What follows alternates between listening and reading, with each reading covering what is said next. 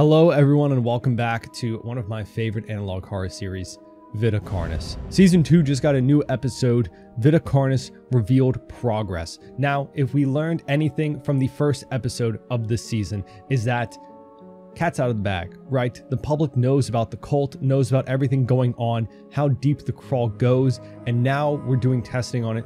Through Carcass, we've learned that the trimmings act as a hive mind. And with that, probably the entirety of the crawl, right? We saw through the experiments that the trimmings inside the facility were able to transfer information they learned through testing to trimmings outside of the facility that had no contact, no way of knowing. So their hive mind is insanely powerful. There is a connection that goes just beyond proximity, right? Including testings on the singularity itself, by being able to turn living matter, a cow, into the crawl. Absolutely insane stuff. And with the title of this video, I assume we're going to learn more about the lore, more about the universe, more about what is going on with the crawl. Really, knowing how far the cult went in the first season, how high-ranking officials in the government were working with this, and seeing Carcass kind of infiltrate the cult at the end of season 1, really is kind of shocking to see that in the first episode we got the reveal, right? That the public knows, that everybody kind of knows about this, and now we're testing on this stuff to see how dangerous it is. You know, that's why I want to know the perspective of your everyday citizen. You know, what does somebody in universe think of this? You know, we went from season 1 having a trimming as a pet to now there's a cult. So what do we do with Sparky, the family trimming? I don't know. That'd be really interesting to know. But of course, if you're newer to the series, when I do this, of course, I'll have a link to Darian's channel down in the description to check out all the videos. I don't really, watch these or give my thoughts right as they come out. This is a couple of weeks old, all right? So if you want to see these videos as they come out, Darian has them on his channel, obviously the creator. Amazing work, amazing art, everything is so incredible. So go check him out, subscribe, support him. And I'll also have videos of my previous reactions down in the description if you want to watch my videos on it. But I'm expecting and hoping we learn a little bit more about the singularity in particular. I think the head of the crawl is going to give us a lot of answers about how everything works. It seems like it's trying to absorb all organic material on the planet in a way, right? Being able to turn anything into the crawl is a very scary revelation. So seeing that it infiltrated governments, had trimmings as pets, that might have all just been trying to open the door to a big kind of apocalyptic event where everybody and everything is kind of transformed all at once, maybe, or just all of a sudden, a very quick transition of absorbing all kinds of organic material, like living beings, into the crawl. That would be terrifying. But now that everything is known, might not be as easy. But let's get into this without further ado. Of course, leave a like, subscribe if you want to see more.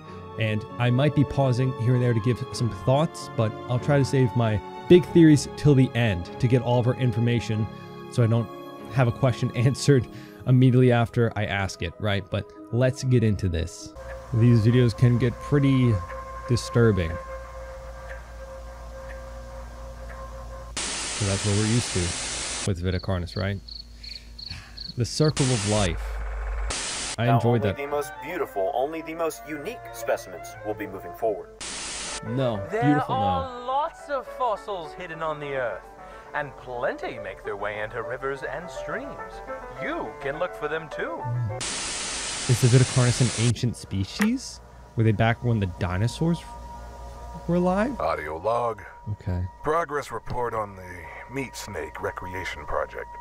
A meat snake, bro. Could we pick a different name? From our previous report, the juvenile meat snake we selected was grown in a standard captivity cell until maturity. Right. The specimen we had selected was now an acceptable size for the That project thing's to hefty. begin. What the f? Thing's hefty. That's a big boy. I want to go The inside. I know. specimen was moved into restraints. Twice a day, we fed it fresh meat, scraps, roadkill, making sure that it received the necessary materials like bones and organs to grow. Ew. 4 days into feeding, the specimen's mood mellowed out. The usual intimidation display was now a patient eagerness. It Does it seems want that the food? specimen now understands that we are feeding it. Right, so it's docile 11 now. days into feeding, the specimen has slowed down immensely. It has also been occasionally rejecting food. Why? It looks like we have been overwhelming it, not giving it enough time to properly digest and implement the material. Like a true snake, Feeding right? has been reduced to once a day, but with an increase of portion size. Where are you getting the 19 portions? days into feeding, the meat snake has almost shut down entirely. It no longer reacts to external factors. It still accepts food, but with assistance. I A feel that. makeshift mechanism was made to help the feeding process. Favorable results have begun to show. The hue of the specimen's skin has been turning shades darker. It's dying? Sampling period seems to be approaching sooner than expected. Oh no. Day 21 into feeding. The specimen has reached all the required criteria to begin sampling. We managed to obtain a skin patch intervention. Wait, what? What was that? Okay, We we'll go began back. with cold resistance. The typical meat snake skin can hold its integrity up to negative 30 degrees Celsius. Ew. The specimen like jerky. sample survived down to negative 100 degrees, even maintaining flexibility. That's crazy. Next, the heat resistance test. So I would be able to The survive in like sample an ice was able age. to withstand impressive temperatures. We were only able to bring the temp up to 3,000 degrees Celsius before we had to bring in new equipment. It survived that? 3,000? We used some welding equipment and determined that the sample's limit was capped at around 5,000 degrees Celsius. That's pretty hot though. Very Sample durable. testing was interrupted by a peculiar event with the specimen. Personnel during the routine What? feeding found that the meat snake had escaped its restraints How? by performing mitosis. What? The two organisms were simply wandering the lab at the time. It split off. The project has been halted for now, and the two meat snakes have been moved back into their original enclosure. Wait, have we We seen are that preparing before? more tests at the start of the new process report. End log. Wait, that's crazy. It reproduced. But did it do it out of necessity or did it just do it? Like, but we found bigger meat sticks than that, remember, in the tunnel? You can make your own sieve at home. So it must have been Mesh trying will to catch escape. large debris, allowing smaller things to pass through. Seabed. But you can add more layers with different mesh to catch more things. Ew. Lovely contestants Raisin? so far, but there can only be one winner. Ew. And this year's winner is Patty. Ew, what the wrong with Patty? You guys keeping that as a... Okay, we'll go back to that too. I think there might be some screenshots. Okay. This Dr. is my audio Fern. report for this month's progress, albeit a little bit late by a few months. Anyways, it's been a bit slow, but there have been some fascinating findings. I guess I'll start with the juveniles. That's me. Feisty fellas, already chock full of hunting instinct. Their hunting patterns are similar to other ambush predators. They will wait and then catch their prey with the element of surprise. Ew.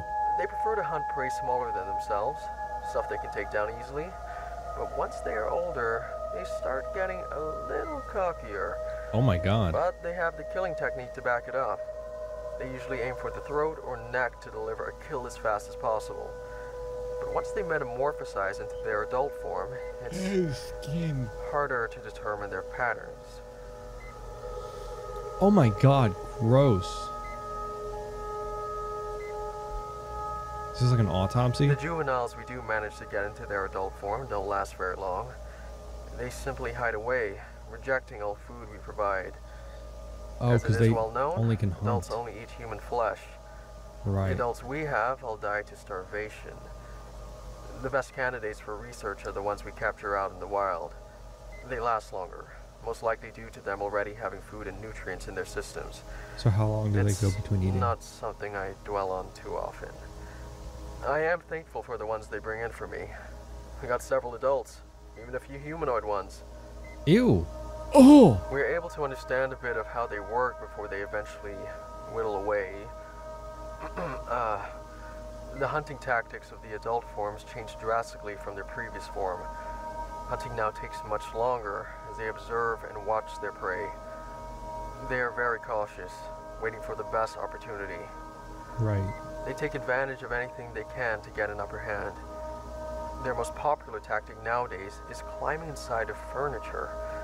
Freshly I can't trust my metamorphosed wardrobe. adults are roughly 160 centimeters in height, but can fold themselves tightly into small spaces. Like a One was even squid. found inside one of Octopus. those old-fashioned mannequins. And older adults still fit exceptionally well in tight places. It's funny, we didn't even know they could do this until the late 70s. They weren't even called mimics then. They were called, butchers. Butchers. They changed it because its name better matched the description of characters in some kid's board game. Anyways, the hunting tactics beyond this are confusing to say the least. All depictions of their Confusing. patterns have been wrong in one way or another. Ever since that public announcement in '86, they keep changing it. In reality, it is almost completely random. Wait, so they changed hunting Each patterns case in ever the since they've wild been is revealed different, to the and it's public? hard to determine why in captivity. Plus, human testing is a no-go, even though I volunteered myself. What do you mean you Feel volunteer so yourself? close to figuring it out. Anyways, I'm getting ahead of myself. The next stages are even harder to... Wait, how long do these tapes have to be? Wait, no, I wanted to learn more about the mimic. So ever since that public announcement, they said that they have been going random with their hunting patterns to be even more cautious. That's crazy how they adapt. They would know, right? Because of how much of a hive mind it is. Look, this one would have fallen through our first sift. There are plenty of other fun things you can find as Fun well. things, teeth, shells, no. and stuff. My sieve isn't working. Looks like there's a hole in your mesh. Make sure your mesh isn't damaged. Ooh, or else if something's slipping through the might slip cracks. through. Ooh, what's up through? Oh, wait, they're talking about a mimic? Did a mimic get out of containment? What? 1992. Uh-huh. Footage of the incident. Oh, no. Uh-oh. Personnel room 21. What's inside the singularity? What is that?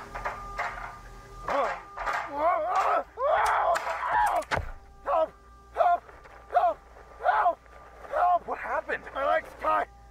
It's bad. It's bad. I'm bleeding. What do I do? I can't reach. What do I do? Help me down, please. Please. We need medical assistance in test chamber Uh-oh. 1. Oh, God. Stay calm. Help is on the way. Oh, Just try to stay damn still. it. Oh, God. Oh.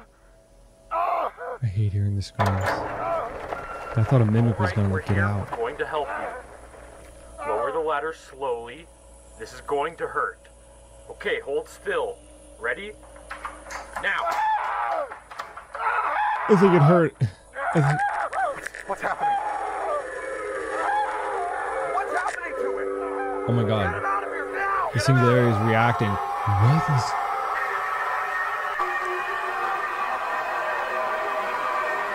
What the... Okay, so he got turned into Crawl. For sure, right?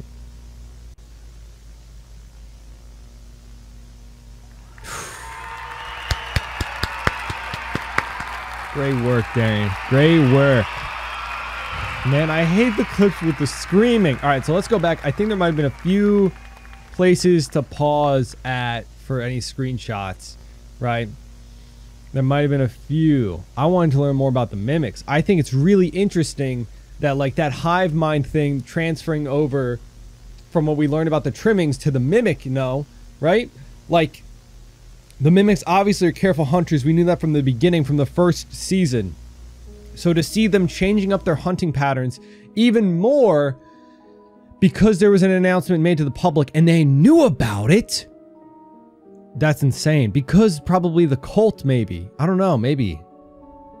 Okay, I scrubbed frame by frame. This is what I found. I don't know if this means anything. That's literally just the one frame we see there. So not really much, right? Grubbing here. Okay, so I scrubbed frame by frame by the trimming, and yeah, I can't really make out anything. It's very blurry because we can only go up to 480p.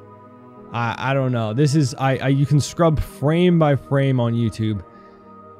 That is the best image that I can get from it. Not really sure if anyone can tell anything from that, but if you have any idea, let me know. All right, not as much to learn by just scrubbing through it from what I've seen.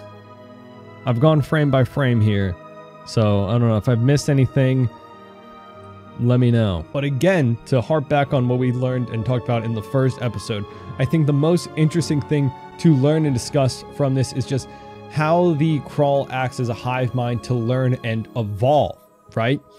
Not only did the trimmings learn sound cues and what they meant from other trimmings inside the facility to help locate food, to help them survive, right? The meat snake, like doing mitosis, right, which is a cell splitting off into two separate cells, right, a way of reproducing in biology.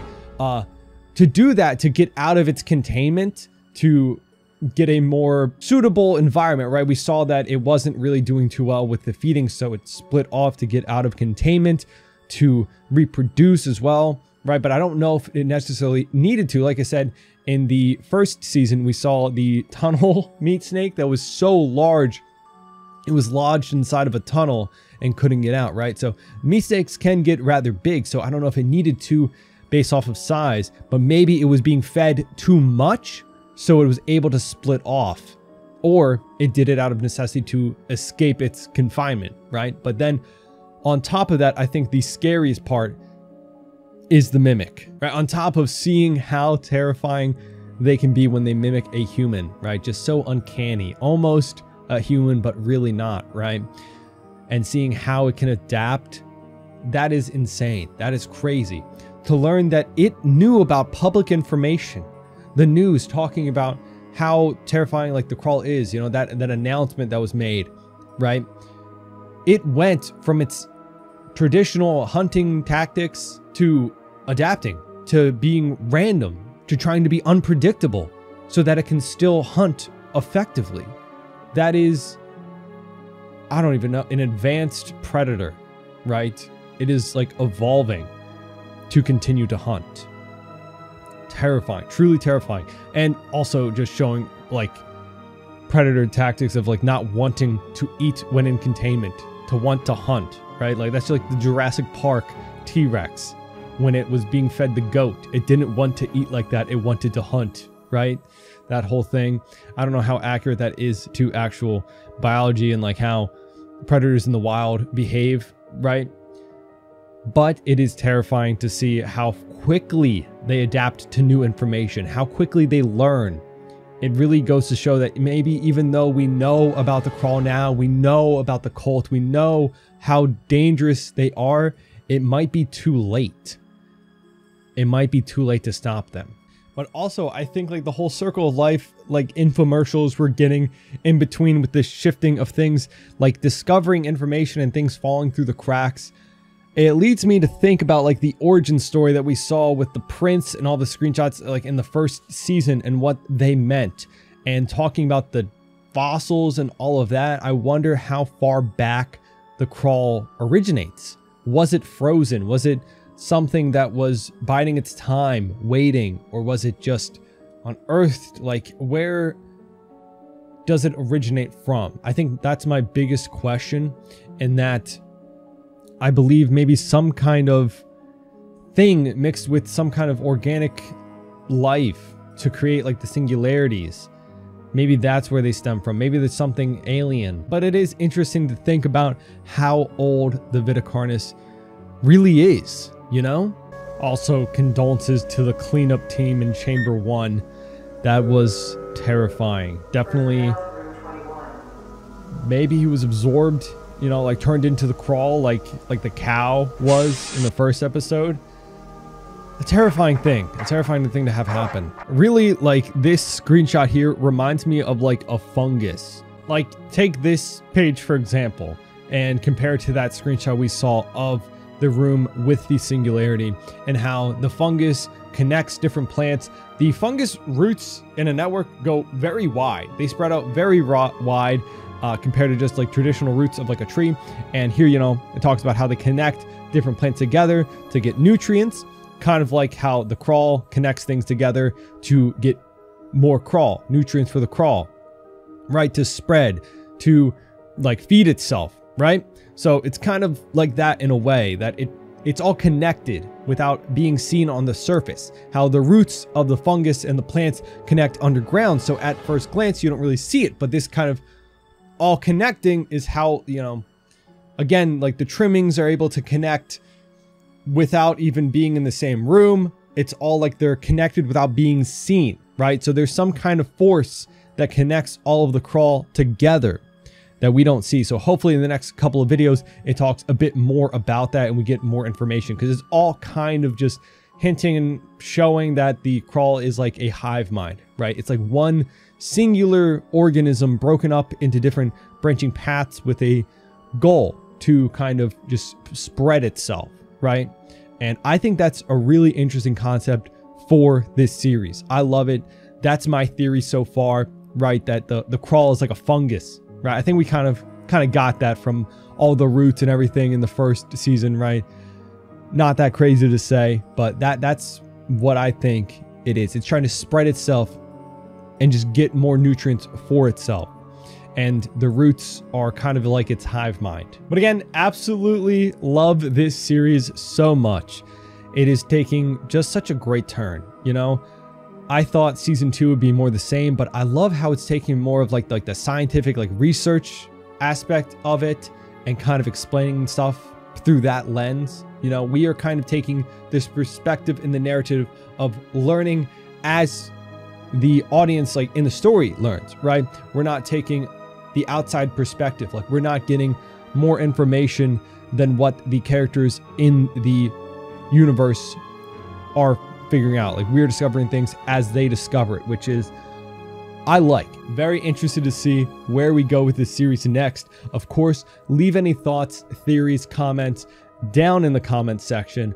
What do you think of this series so far? What do you think is the end goal for the crawl? Obviously, I think it is to just basically take over the planet in a way, like to spread itself so far, to just continue to get nutrients, kind of suck the planet dry, right? I'm interested to know how ancient it is, where it originates from, all that stuff with its origin story. I think we'll learn as we go, because as we see in science in the real world, understanding something's history is important to understanding how it works in the world today. That is a very important tool of research and understanding things. You know, history is very, very important in that regard. So I'm very curious to see what the next episodes bring. But of course, here's a few people that definitely wouldn't let me be absorbed into the crawl. Our channel members. Thank you for supporting the channel and myself and not letting me be absorbed into the crawl. Thank you. But either way, thank you all for joining today's adventure in reacting to Vita Carnis. As always, hope you enjoyed the video. Leave a like and subscribe if you want to see more. Of course, hope you have a great rest of your day. Remember, with courage and determination, any adventure is possible. And hope to see you on our next one. Bye-bye.